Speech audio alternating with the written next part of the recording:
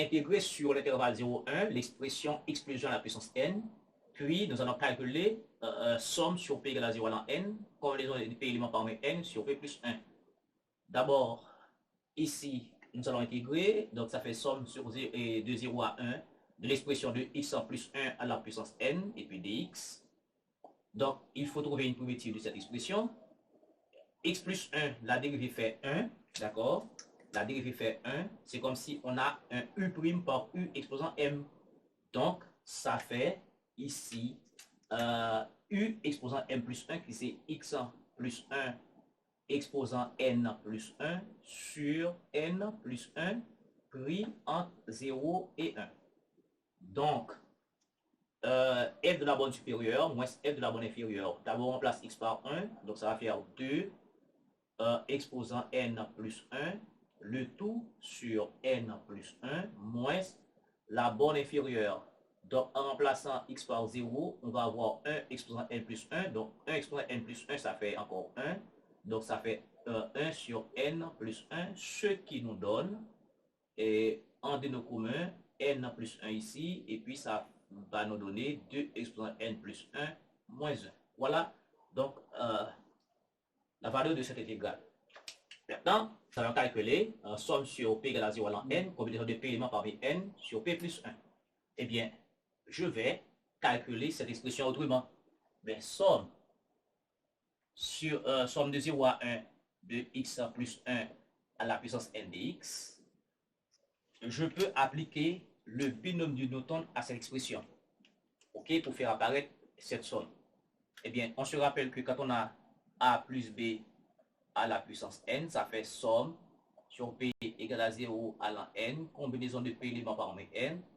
Ça fait ici, je peux dire a exposant p par b exposant n moins p. Bon, comme on veut, on peut, par commutativité, on peut dire autrement a exposant n moins b par b exposant p. Donc, toutes les variations sont possibles.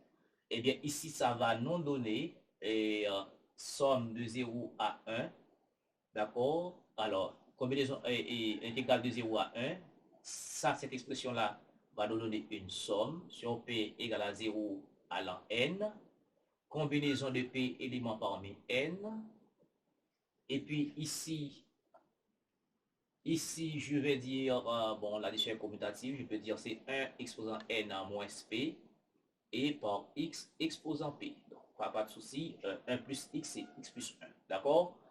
Pas de souci ici. Eh bien, là, ça fait somme sur l'intégrale de 0 à 1, somme sur p égale à 0 à l'an n, 1 exposant n moins p, bon, ça fait 1, donc ça reste ici combinaison de p éléments parmi n, de x exposant p, alors il y a un dx ici, et puis dx.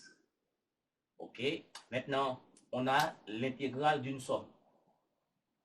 On a l'intégrale d'une somme, d'abord, combinaison de p éléments parmi n, c'est une constante. On est d'accord? C'est une constante.